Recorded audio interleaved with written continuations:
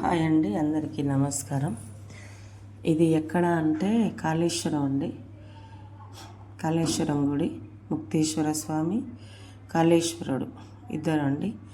ఇక్కడ నదుల ప్రత్యేకత ఏంటంటే ప్రాణహిత, గోదావరి, సరస్వతి ఈ 3 నదులు ఉంటాయండి. త్రివేణి సంగమం అంటారు. ఇక్కడ సర్పకాల దోషం ఉన్నవాళ్ళు, శని పూజలు ప్లస్ పిండ ప్రదానం చేసేవాళ్ళు, అలాంటి వాళ్ళకు ఎక్కువ ఇక్కడికి వస్తారండి.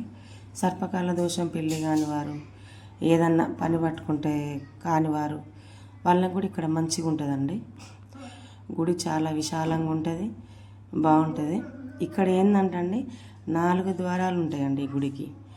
బయట ప్రహరీలో 4 ద్వారాలు ఉంటాయి, లోపల గర్భగుడిలో కూడా 4 ద్వారాలు ఉంటాయి.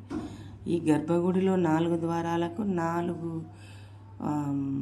నందీశ్వరులు ఉంటారండి. 4 ద్వారాలకు 4 నందీశ్వరులు ఉంటారు.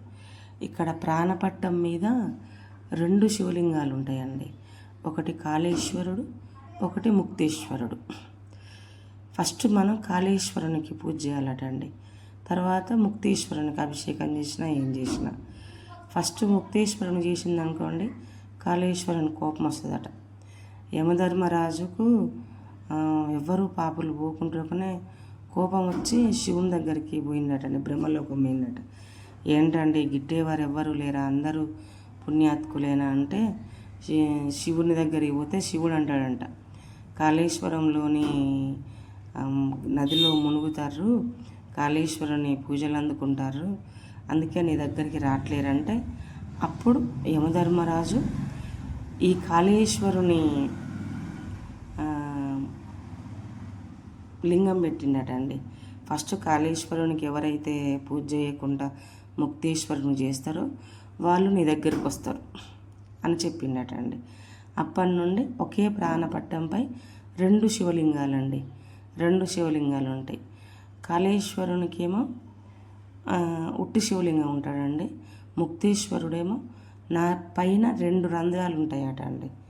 ఆ 2 రంధ్రాలు ఉంటాయి. ఎన్ని నీళ్లు పోసినా, ఎన్ని పాలు పోసినా బయటికి రావటండి. అవి ఎక్కడికి పోతాయి అంటే గోదావరిలో కలుస్తాయటండి. పైన నాభి పైన ఆయన లింగంపై తలపైన 2 రంధ్రాలు ఉంటాయటండి. ఆ 2 రంధ్రాల గుండా మనం నీరు పోస్తే ఆ నీరు గోదావరిలో కలుస్తుందటండి. ఇది నిరూపించడానికి వెనకట రాజు కూడా కొన్ని బిందెల పాలు తెప్పించి పోస్తా అంటే కనపడకుండా పోయినాయటండి. ఏంది మహిమ అని గోదావరి పోయి చూస్తారు, కానీ గోదావరిలో పాలు తేలినాయటండి. అయ్యో స్వామి, నిన్ను పరీక్షించినా నా తప్పైందయ్యా అని వేడుకుండటండి. పైన అంత మహిమ ఉందండి కాళేశ్వరంలో. పైన గోడల మీద అండి మంచి మంచి ఆర్ట్లు వేశారండి. శివయ్యది, రాముడిది, నందీశ్వరుడిది, కృష్ణుడి.